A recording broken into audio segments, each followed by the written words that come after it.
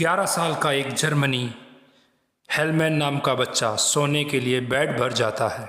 अचानक माता पिता को गंभीर बात करता सुनता है।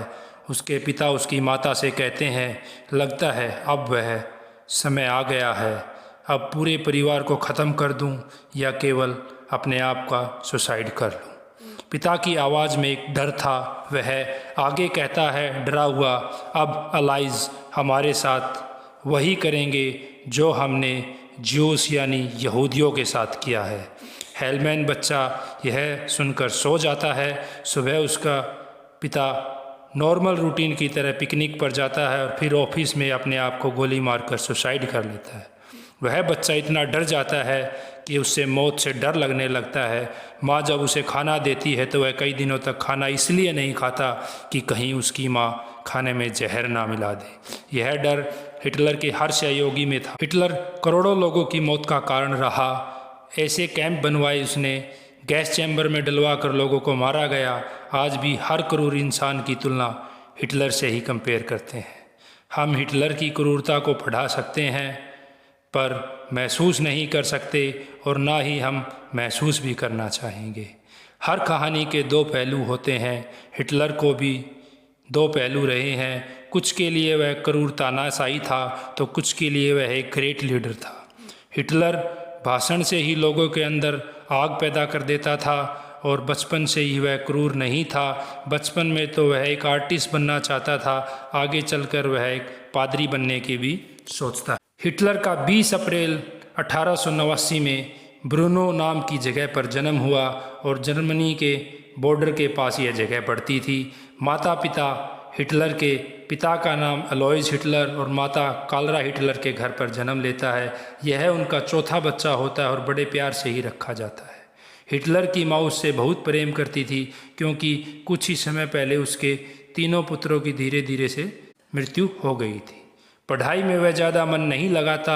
उसे स्कूल की पढ़ाई व डिसिप्लिन फिजूल की बातें लगती थी। इसी कारण हिटलर व उसके पिता की कभी नहीं बनती थी। पिता के डर से वह कभी चर्च में गाना गाने लग जाता था और वह पादरी बनने की सोचने लगा था। छोटे भाई की इसी समय खसरा रोग के कारण मृत्यु हो जाती है और इससे वह बहुत दुखी होता है। स्कूल में ही गंदे परफॉर्मेंस के कारण स्कूल से उसे निकाल दिया जाता है। 2 बार वह आर्ट स्कूल के लिए अप्लाई करता है, वहाँ भी उसको रिजेक्शन झेलना पड़ता है। वह बेशक ऑस्ट्रेलिया में पैदा हुआ था पर उसका मन जर्मन की तरफ हमेशा ही भागता था। वह बचपन से ही जर्मनी का नेशनल सॉन्ग गाता था। भाई की मौत के 3 साल के बाद पिता की भी मौत हो जाती है। स्कूल से वह आउट होने के बाद उसके पास कोई फ्यूचर प्लान नहीं था और इसी दौरान उसकी माता की भी मौत हो जाती है। घर का खर्च भी ऑर्फन बेनिफिट से चलता था और 21 दिसंबर 1907 में अचानक माता की मौत हो जाने के कारण वह अनाथ हो जाता है और उसके पास कुछ भी नहीं था। दर दर भटक कर वह काम की तलाश में भटकता रहा। लेबर का काम किया, पेंटिंग्स बनाई।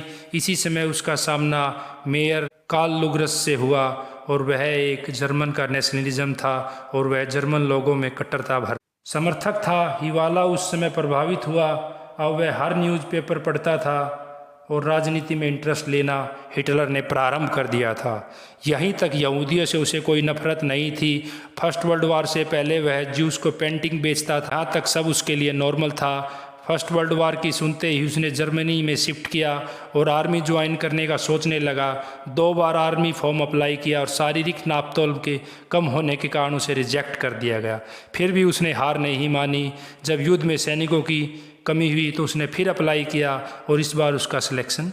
उसे फौज में भी सिर्फ डिस्पैच राइडर यानी सूचना आदान प्रदान करने का ही कार्य दिया गया था और वह देखते ही देखते जर्मन फोर्स में एक पॉपुलर चेहरा बन गया था। फिर उसके कई युद्ध लड़े जिसमें उसने फर्स्ट बैटल ऑफ याप्रिस लड़ी, बैटल ऑफ सोमे लड़ी, बैटल ऑफ अरास लड़ी और बैटल ऑफ पेस्चुना लड़ी। बैटल ऑफ सोमे में वह घायल हुआ और उसने फिर भी हार नहीं मानी और इससे उसे आयरन क्रॉस से सम्मानित किया गया और लंबे समय तक वह हॉस्पिटल में पड़ा रहा।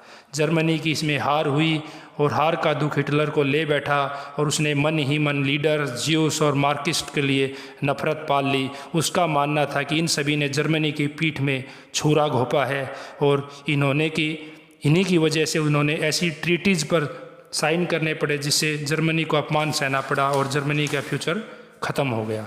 1914 से और 1918 के बीच में फर्स्ट वर्ल्ड वार लड़ा था, जिसमें उसने अलाइज़ की जीत हुई, जिसमें अलाइज़ में इंग्लैंड, फ्रांस और रसिया ने सेंट्रल कंट्रीज़ को हरा दिया, जिसमें एक जर्मनी भी एक देश था। सभी पार्टियों ने मिलजुल कर सत्ता संभाली और वही पार्टियां जो शामिल हुई सत्ता में जिन्होंने अपमानजनक संधि पर साइन किए थे। जनता इन्हें पसंद नहीं करती थी। जर्मनी की संधि के कारण कमर टूट गई थी और दिन प्रतिदिन कमज़ोर हो रहा जा रहा था, क्योंकि उसे संधि का हर्जाना भी देना था। अलाइज़ कंट्री ने उनसे सारे रिसोर्सेज और कोल माइंस वगैरह छीन लिया था और वार का डैमेज भी जर्मनी पर थोप दिया गया था। जर्मनी का वार को गिल्टी माना गया और 6.6 बिलियन पाउंड का हर्जाना देने को मजबूर किया गया। फ्रांस ने इसी का फ़ायदा उठाकर जर्मनी की कोल माइंस पर कब्जा कर लिया और जर्मनी की आर्थिक मजबूती और ख़राब हो गई और दिन प्रतिदिन बेरोजगारी फैल गई। जर्मनी ने इससे निपटने के लिए बहुत सारे पैसे छापे, पर अचानक करेंसी गिर गई। मुट्ठी भर नोटों से एक ब्रेड भी नहीं खरीदा जा सकता था उस समय। इस समय अमेरिका ने जर्मनी की मदद करने के लिए हाथ बढ़ाया, पर इसी समय अमेरिका में क्राइसिस आ गया और वहाँ पे जॉब क्राइसिस के कारण उसको अपना हाथ पीछे हटाने पड़े। जर्मनी की हालत बद से बदतर हो गई। सरकार से लोगों का विश्वास उठ गया था।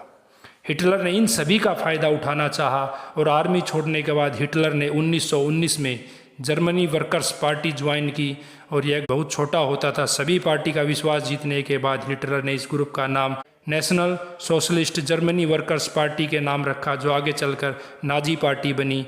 इसमें लोगों को अपर क्लास और लोअर क्लास के हिसाब से ही ट्रीट किया जाता था। यहाँ से वह जर्मनी पर राज करने की सपने को लेकर निकल पड़ा और पार्टी को धीरे धीरे बड़ा किया। 1923 में बवेलिया नाम की जगह पर सीज कर दिया गया हिटलर ने और प्लान बनाया और यह प्लान उसका फेल हो गया और हिटलर को पुलिस ने अरेस्ट कर लिया और जेल में उसने एक बुक लिखी जिसका नाम मेरा स्ट्रगल। बाहर आया, पार्टी को और बड़ा किया, लोगों को सपोर्ट मिला और नाजीज़म पीपल एजेंडे को आगे बढ़ाया। 1928 में वोटिंग हुई, जिसमें पहली बार 2.6% ही वोट मिले हिटलर को। 1932 में दोबारा चुनाव हुए और सबसे ज़्यादा वोट, एक अनुमान है कि जिसमें 38 मिलियन वोट हिटलर को मिले थे। अब हिटलर कहाँ रुकने वाला था, अब उसे रोक पाना मुश्किल था। उसे पता था कि इमरजेंसी कैसे लगानी है और इमरजेंसी का फ़ायदा कैसे उठाना है। वह एक मौके की तलाश में था, सही समय का इंतज़ार कर रहा था। 30 जनवरी 1933 को प्रेसिडेंट बर्ग ने जर्मनी का चांसलर हिटलर को बना दिया।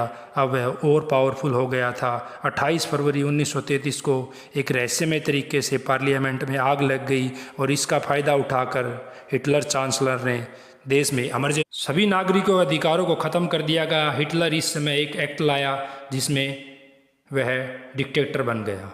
मीडिया, आर्मी, जुडिशरी और इकोनॉमी पूरी तरह से अपने हाथ में ले लिया और अब जर्मनी में हिटलर के शब्द ही कानून और हिटलर का नियम ही शासन बन गया था। अब सत्ता पर भी उसी का पूरा हक था और उसने देश को उबारने के लिए, इकोनॉमिक को सुधारने के लिए इकोनॉमिस्ट हायर किए और सुधार भी देखने को मिला। लोगों में अच्छा होने का विश्वास जग गया और अब हिटलर प्रोडक्शन और फुल एम्प्लॉयमेंट के नाम से आगे बढ़ने लगा। अब उसने फर्स्ट वर्ल्ड वार की हार के गद्दारों को ढूंढ ढूंढ कर मौत देना प्रारंभ कर दिया।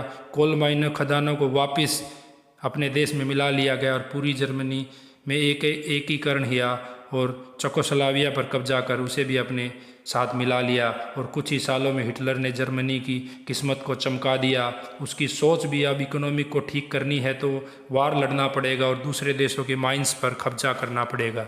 जर्मनी ने हिटलर व जापान के साथ एक संधि की थी और 1940 तक वर्ल्ड वार 2 में जर्मनी के हालात अच्छे थे। यह हिटलर ने एक गलती कर बैठी और पावर के नशे में, जिसके कारण जर्मनी की हार हुई। वार को जीतता देख हिटलर अपने सबसे बड़े सपने को सच करने में सोचने लगा। ईस्टर्न यूरोप पर अपना कब्जा करना चाहता था और 1941 में सोवियत यूनियन पर वार डिक्लेयर कर दिया और यही उसकी सबसे बड़ी भूल थी। एक फ्रंट पर वह वेस्ट फ्रंट पर वह ब्रिटेन से लड़ाई लड़ रहा था और ईस्ट फ्रंट पर उसने रशिया के साथ 2 फ्रंट पर एक साथ लड़ाई छेड़ दी और इसमें वह नाकामयाब हुआ। और अमेरिका भी अभी तक वार से बाहर था, पर जापान अमेरिका के पर्ल हार्बर पर अचानक अटैक कर देता है और अब भी अमेरिका भी युद्ध में शामिल हो जाता है। अब हिटलर का कंट्रोल ख़त्म हो गया था। वार के अंत तक हिटलर बर्लिन में ही रहने की सोचता है और इसी जगह पर हिटलर खुद अपनी पत्नी को रहस्यमय तरीके से गोली मार लेता है और खुद को शूट करने से पहले हिटलर अपने पर्सनल फिजिशियन से यह पूछता है कि सुसाइड करने के सबसे अच्छे तरीके क्या होते हैं, तो वह पिस्टल और पॉइजन 2 ही तरीके बताता है। इस तरह दुनिया का सबसे खतरनाक तानाशाह का अंत हो जाता है। नाजिमों के अनुसार जीसस को सबसे लोअर कैटेगरी में रखा गया था और उनको दुश्मन माना गया था। हिटलर के राज में यहूदियों पर बहुत अत्याचार हुए और नाजीज़म का मानना था कि यहूदी जीसस क्रिस्ट के किलर थे, इसलिए इनको मार देना चाहिए।